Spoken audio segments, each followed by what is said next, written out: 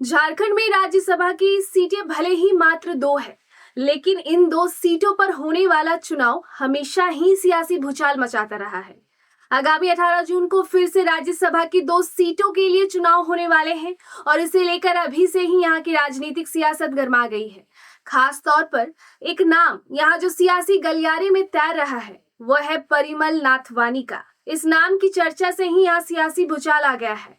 इस नाम से सिर्फ बीजेपी ही नहीं बल्कि कांग्रेस और अन्य दलों के इच्छुक नेताओं की नींद उड़ी हुई है। जिस भी पार्टी से जो नेता इस चुनाव में अपनी किस्मत आजमाने की इच्छुक है, वे जानते हैं कि झारखंड के राज्यसभा चुनाव में यदि परिमल नाथवानी की एंट्री हुई तो उन्हें रोकना आसान नहीं होगा।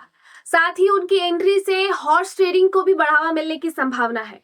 संभवतः यही कारण है कि उनका नाम सुनते ही यहाँ के इच्छुक नेताओं के मुंह का स्वाद बिगड़ जा रहा है। झारखंड से 2 बार राज्यसभा सांसद रहे परिमल नाथवानी के फिर से चुनाव लड़ने की चर्चा से सियासी सरगर्मी तेज हो गई है। बता दें, भारत निर्वाचन आयोग ने झारखंड में राज्यसभा की 2 सीटों पर होने वाले चुनाव के लिए तारीखों का ऐलान कर दिया है। आयोग की ओर से चुनाव कार्यक्रम का ऐलान करने के साथ ही झारखंड में राजनीतिक सरगर्मी तेज हो गई है। सियासी सरगर्मी के बीच पूर्व विधायक सीता सोरेन भी राज्यसभा चुनाव की रेस में है।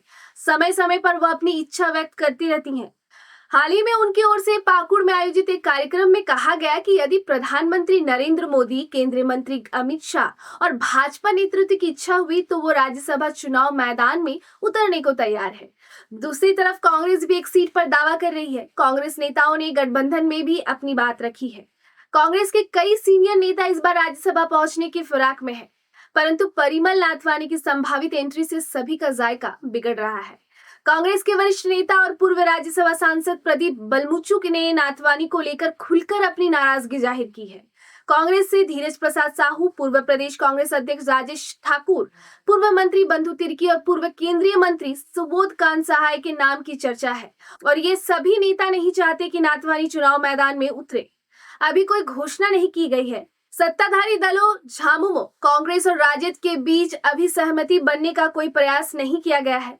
वर्तमान स्थिति के अनुसार एकजुटता दिखाने पर सत्ताधारी गठबंधन दोनों सीटें निकाल सकता है। दूसरी ओर सैन्य बल में कम होने के बावजूद बीजेपी एक सीट पर दावा कर रही है। इससे ही सभी को कुछ न कुछ खटक रहा है। सभी को यही लग रहा है कि बीजेपी परिमल नाथवानी को मैदान में उतार कर खेल बिगाड़ने की कोशिश कर सकती है।